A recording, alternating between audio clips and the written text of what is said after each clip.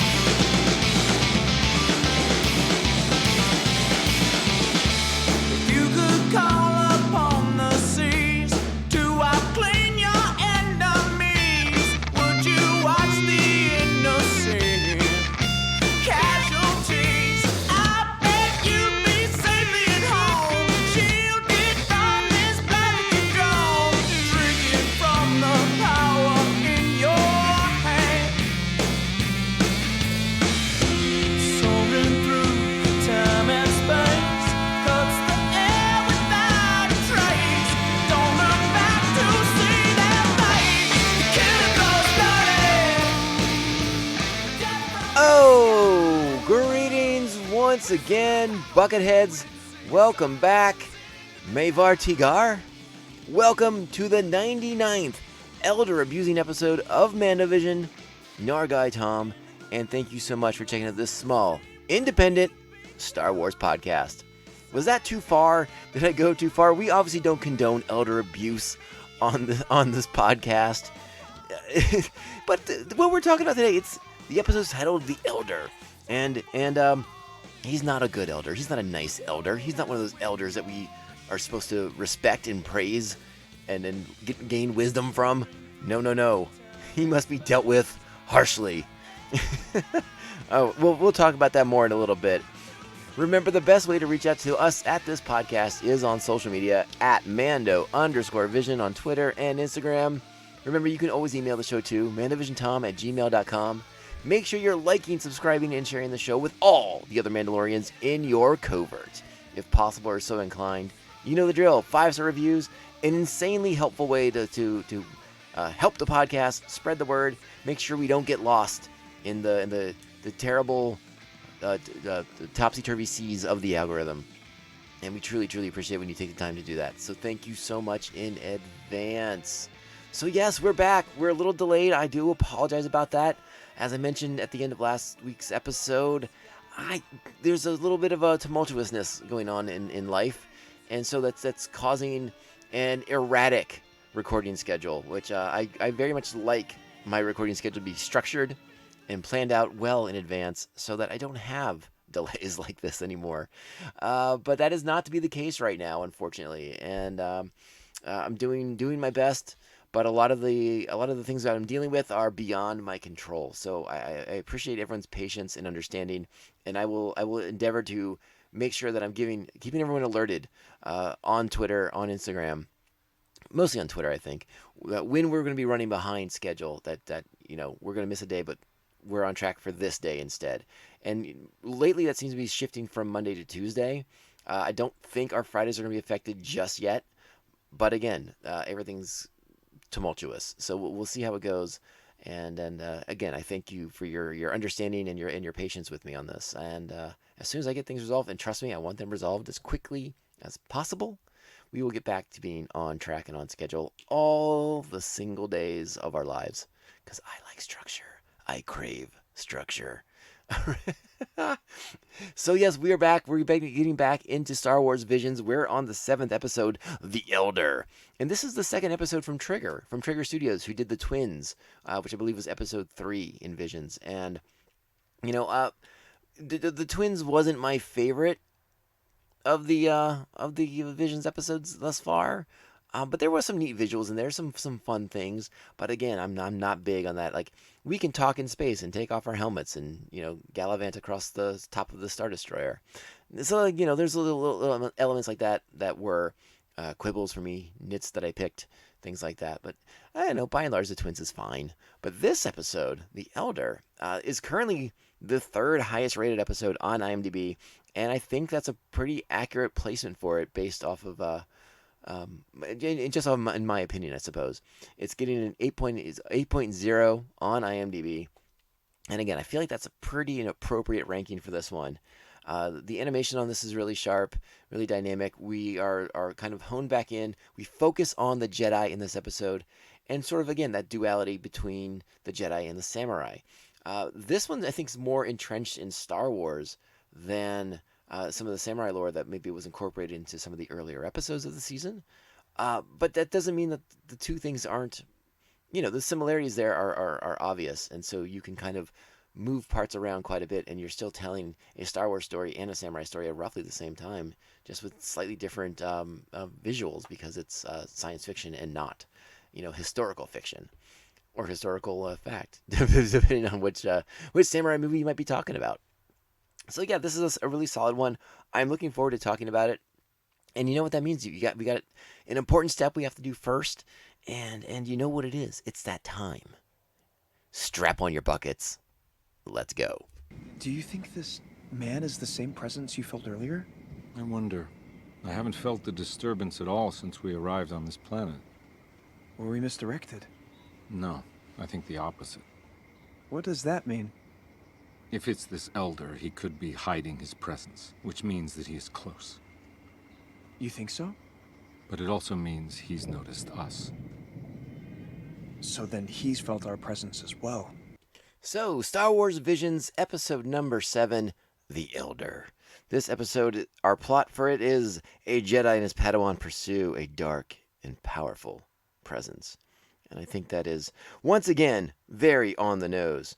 We have a very small voice cast for this episode, which I think kind of adds to like the intimacy of this episode. There's sort of a small, confined nature, despite the fact so many of the elements are in this big open world, open environment.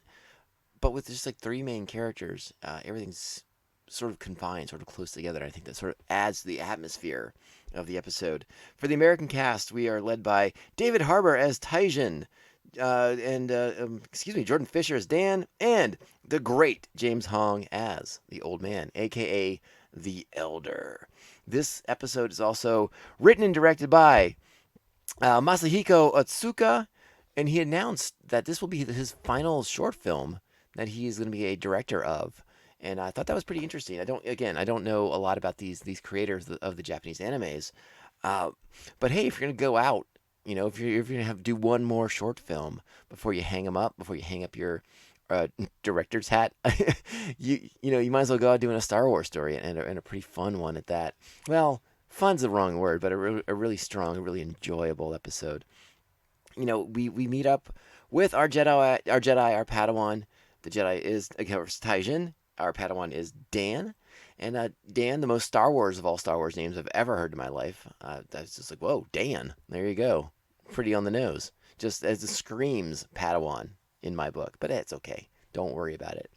But they're in a ship. They're in hyperspace. They're on their way to the Outer Rim. Dan, the prototypical young Padawan adventure excitement. And that's what he's craving. But a Jedi craves not those things. We all know that. And David Harbour as Tyjin is very interesting in the way that he is very just like low the entire time. There's not a lot of emotion. There's not a lot of emoting. He is sort of like the ideal Jedi. He's very even-keeled throughout the entire episode. And he just does these lines just like this because he's David Harbour and he's killing it. But it really works for the character, for that relationship. And, we could draw some lines like, oh, is this before The Phantom Menace? Blah, blah, blah. I don't know if I want to connect those dots. I'm not sure I'm willing to go there. But it's sort of like the prototypical Padawan Jedi Master relationship. Sort of what we saw with Obi-Wan and Qui-Gon in Episode 1. This sort of expands on that, except, Qui-Gon obviously was very much a sort of wild card Jedi Master. And it seems like Tyjin is much more... Again, he's very level. He's very even. He goes out and does a lot of stuff in the galaxy, but he always talks like this. And I like it. I think Harbour's performance is really interesting in this. And it's funny. The first time I watched the episode, I think I've watched it 3-ish times now, maybe 4. The very first time I watched it, I was going in cold. I didn't know who the voice cast was, and I could have sworn I could have sworn I was listening to Lee Pace read these lines. Lee Pace, uh, for if you're a Marvel fan, you'll know he was Ronin in Guardians of the Galaxy. But Lee Pace has done a lot of fantastic other projects. But he has a very distinctive voice as well, and he sort of has more of that cadence that David Harbour uses in this episode. So when I saw the end of the episode, when we got to the end of the Elder the first time around, and I read the credits, I said David Harbour. And I was very confused, momentarily confused. But then, it's like, Harper's an actor; he can act. He's doing acting, it's funny to think, because the last time I saw David Harbour in something, and maybe the last time you saw him in something, was in Marvel's Black Widow movie, where he was just over the top with his crazy Russian accent, and now to have him just be so even, so unemotional, so Jedi, I thought was a real interesting take on a real interesting version of this performance. Really, I don't know, just really subtle, subdued performance. I really, really liked it. I'll be curious to watch this in Japanese and see if the Japanese performance is just as subdued as David Harbour's. But I really liked it. I know I'm talking a lot about it, but it's mostly because I'm just fascinated by it. It was an interesting choice at the very least. I don't know if that's what the script demanded, if that's what the writer asked for, if that's sort of like what was in the story, that Taijin is that, he's that monotone voice, or if it was David Harbour being like, let me play it like this and see how we do. I would be a little curious to see how it is, and I guess if I watch it in Japanese, I'll get a better feel for that, if that is indeed the case. Because I suspect the tone will be similar throughout the different versions, the different language versions on the tracks, but I have not investigated that just yet. So again, our team, our Jedi, our Padawan, heading out to the Outer Rim when Taijin senses a disturbance in the Force, and they go to investigate. They go to the planet Habo, and it's the only habitable planet in the sector, so they make a beeline for that planet to investigate. That must be where their signal's coming from. They must investigate the dark presence. So they encounter the villagers, and Dan catches the eye of the children watching him and makes friends with them pretty quickly, while Taijin is talking to two residents of this village, and he's getting information about this elder who arrived from another village that they didn't know, and he made his way to the mountains alone, and he came in a ship, an unrecognizable ship, mysterious ship. And this is when they decide. Dan wants to go. He thinks it's a good idea because there's a ship. Master Taijin wants to wait for the Elder to return to the ship for their encounter, so they'd be together. Dan wants to split up and investigate on his own. One of us waits at the ship, one of us goes to the mountain. And Dan, being the Padawan craving the adventure and the excitement, elects to go to the mountain. Now he tells his master that it's not because he thinks there's a better chance that he will find the Elder and potentially be able to engage with him. But he says, oh, well, it's a hard road. This is going to be, a young man should do this, blah, blah, blah. But you kind of know underlying, like, he's looking for that adventure, that excitement, and he's going to get it full force. So they split up, and Dan goes to the mountain, Taijin goes to the ship, and Dan's going to be guided by the children that he befriended. So, and they all make their way up this mountain, and it's pretty hard. The kids do it pretty easily. Dan has a bit of a hard time and wonders. He ponders, how exactly did this old man make this trek up this fairly treacherous mountainside? Taijin goes to the Elder's ship. It has a very familiar design to many of us viewers. It reminds us of Darth Maul's Sith Interceptor that he has in A Phantom Menace. Kind of reminds us of that. So we're screwed. The alarm bells are going off in our head. Sith, Sith, Sith. But we aren't there yet. We aren't there yet. So again, Taijin's at the ship. Dan goes to investigate a Vagma carcass. Now the Vamga are a very dangerous predator that lives in the mountainside, and Taijin has warned Dan about these animals, and he's warned Dan to be careful. He doesn't want Dan to get into a confrontation with the Elder. He wants him to be aware and alert, and not to necessarily engage head on if this person is as dangerous as Taijin suspects him to be. The conversation they have after talking to the villagers is very interesting, because it's like Taijin suspects he's a Sith, but doesn't want to come out and say it. He's obviously leery of a potential dark Jedi, dark Force user at the very least. And earlier in the episode, before they even come to the planet, Taijin talks about how like the Sith are extinct. They've been gone for hundreds of years, and so again, as the audience, that's where our brains first go. We first go to the Sith as sort of the obvious antagonist for the Jedi. But this sort of is a little bit different because once Dan finds the Vamga, jeez, I keep saying that. I keep switching those letters around. Vamga, and he turns around after being warned by Master Taijin to head back to the ship. It's time to regroup. This sounds like a very dangerous person because those Vamgas are not easy to dispatch. And the only way, judging by what Dan has reported to his master, that the cut across a Vamga throat can only be done by a lightsaber. So that alerts Taijin to the seriousness of their opponent, and he wants Dan to come back immediately. But as soon as Dan turns around, Dan agrees. Dan's not resistant. He's going to go. But as he turns around, the Elder waits. So the trap was baited, and Dan was the one who stepped into it because he craved that adventure. He craved that excitement. And we get our first confrontation against the Elder in this one. And Dan is not much of a match for the Elder. And the Elder very bluntly tells him that he is not good at this. He is not ready for this. And the Elder apparently dispatches him. It looks like he ends him, fairly quickly into the duel. Taijin senses this and runs off to help his Padawan and to confront the Elder on his own.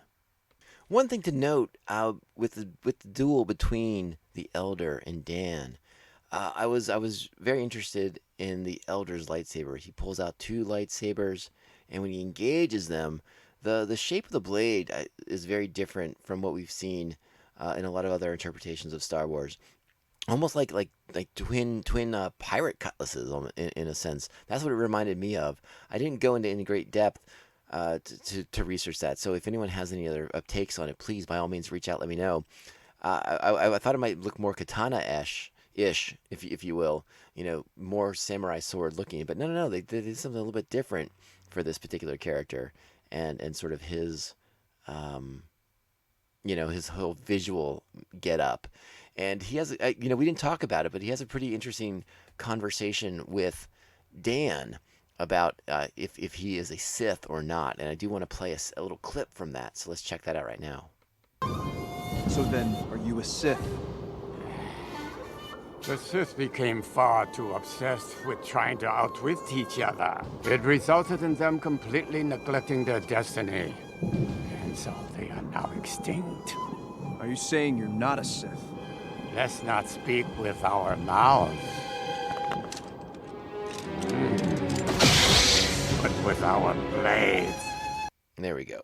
So another interesting element to this episode is the musical choices in this. And again, I am not highly proficient at detecting what sort of musical instruments are being used.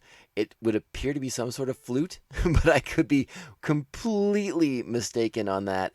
I do not know for sure, but it sort of lends more of more atmosphere to this episode, a more unique atmosphere at the very, very least, and sort of underscores sort of that samurai movie element that they're going for when it comes to this confrontation between the Elder and Dan. Now, again, Dan does get struck down, and Taijin runs up to engage, and this is what this was all about the first time. The Elder baited these traps to lure powerful Force users there. And the episode has a really interesting thematic thing going on that we sort of get into towards the end of the episode, where the Elder sort of reveals that if he were a younger man, he would be Taijin would be no match for him. His power levels were off the charts, but as time has progressed, his powers have faded, and it's sort of this interesting metaphor for life and death and sort of the undefeated nature of time and death. So it's an interesting story, and it's something we don't get to. We look at it from a different angle with the Jedi very often. When a Jedi dies, when a Padawan dies, they become one with the Force, and it's viewed as a good thing. It's viewed as a positive. From the Sith perspective, though, it's much more of a sad thing. Of a we must fight against time. We must fight against nature as long as we possibly can. So it's a really interesting dichotomy between the two philosophical beliefs. We get into this a lot with the Jedi and the Sith and how there's just this interesting dichotomy between them. Uh, but with Palpatine, it's all about staving off death as long as possible. It's about finding that way to prolong his life, to be eternal, to be unending. And you wonder if the Sith or this elder had similar thoughts, but lacked the resources to pursue it more fully, because he definitely seems to be suffering from the ills of time, and again, he sort of seems to fight these Jedi as an exercise to prove that he's still young enough and powerful enough to defeat them. And in the case of Taijin, he's not. But Taijin recognizes what this elder is saying, and he talks to his Padawan about it, and we get a really interesting passage of dialogue, and I don't know how much of it I can play because Disney gets a little upset when I play clips for too long, so I got to be very, very careful about how much of that clip I'm going to play later, but I will play it in a little bit. But now we get the big confrontation, Taijin versus the Elder, and it's a pretty darn good one. Obviously, Taijin's skill set is much higher, much more advanced than Dan's, so he is a very formidable threat to the Elder. But we find out at this point, Dan makes it. Excuse me. As Taijin arrives on scene, we do see Dan's eyes open, so we know that he's not completely removed from the battle. He's just very badly hurt, and he will participate in this battle later by throwing his lightsaber, a nice lightsaber toss, to distract the Elder, and that leads to the pivotal moment when Taijin's able to defeat him. But there's some really cool parts in the duel leading up to that, particularly when Taijin is able to disarm disarm one of the lightsabers from the Elder, and he tosses it to the sky and cuts it in half, and it just falls into pieces in front of the Elder, and that gets him all fired up, and we start seeing Force lightning come into play, and Taijin engaging with the Force lightning on his lightsaber, and I really like the color play on Taijin's green lightsaber. I think is really sharp in this episode, and the battle takes place in a rainstorm, and it just looks visually fascinating, visually interesting. We got to see some really cool lightsaber stuff in the rain in episode 2 in Attack of the Clones, and it's a visual that I'm a big fan of. I like it a lot. We get a little bit of the steam kind of rising off the blades, and it's just a great visual element that I really, really enjoyed. But it's at this point with the Force lightning coming from the Elder that Dan causes the distraction by tossing his lightsaber. Taijin moves quickly, puts his lightsaber hilt to the Elder's chest, and re-engages his blade, piercing the heart of the Elder. At least I assume he pierced the heart. They weren't that specific with it. But it's a killing blow, at the very, very least. And the Elder lies to the ground. He falls to the ground, and with his dying breath, pulls out a remote from his vest, and triggers an explosive device on his Sith ship, thus eliminating any clues that the Jedi might be able to find out from who he is or where he came from, or if there are more of his kind lurking out there in the galaxy. And then he dissolves and crumbles into dust. And it's at this point that we get the interesting conversation, some interesting dialogue about time, the fading of your strength as you get older, and how that relates to the Jedi in a way. And it's a very interesting message that Taijin has to say to Dan. So like I said, I want to play a little clip of it. I probably can't play the whole thing. I'll just try to find the juicy nugget for you. Here we go. However, you did defeat him, Master. No, what defeated the Elder in the end was not me, but time. He couldn't win against the weakness that comes with age. No matter how powerful you become, no, it will not last forever. So then, are you saying that power is meaningless? Not at all. With power, you can protect those without it. However, like everything else, it is impermanent. You're right. And there you have it, an episode of Star Wars Visions that wraps up with a pretty interesting little story about death and aging, and how Father Time, if you want to call it that, is still the undefeated champion over all who exist. And I really like that element of it. I think it's a lot of fun. And that is, in fact, Star Wars Visions number 7, The Elder. And again, I like this episode. I think it's very appropriately rated at 8.0, being the third highest rated episode of the series.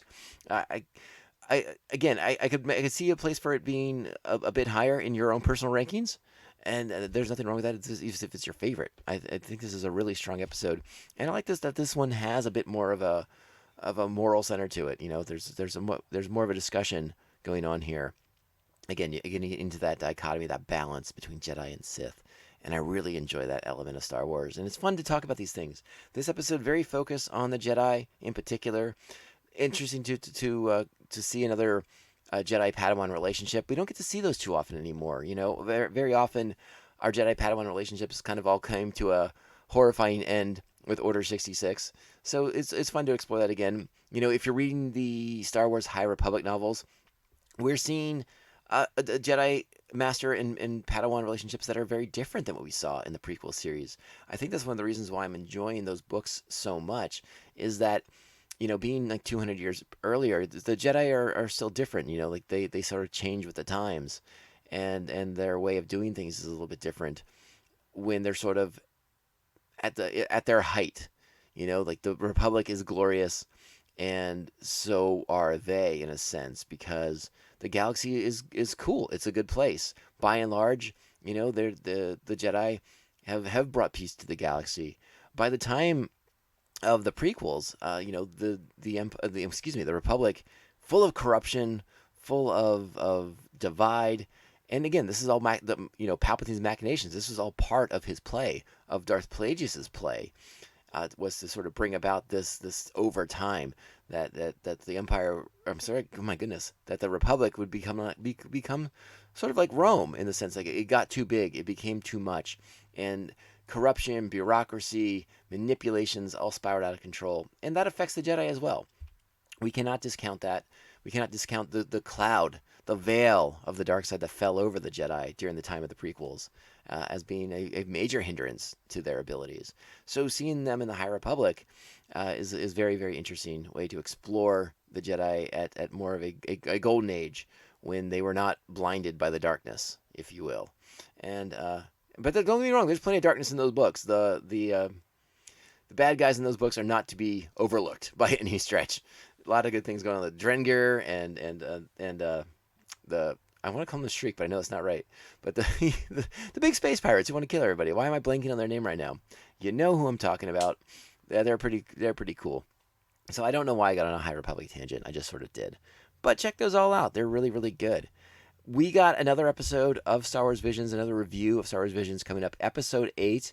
And this might have been the episode coming up that surprised me the most, because based on the little snippets I saw on the trailers, and even when I first started the episode, I was like, there's no way I'm going to like this episode. Something about it, something about the visuals of it, I was just like, this one's not going to be it for me. Like, this one's going to be, no thank you.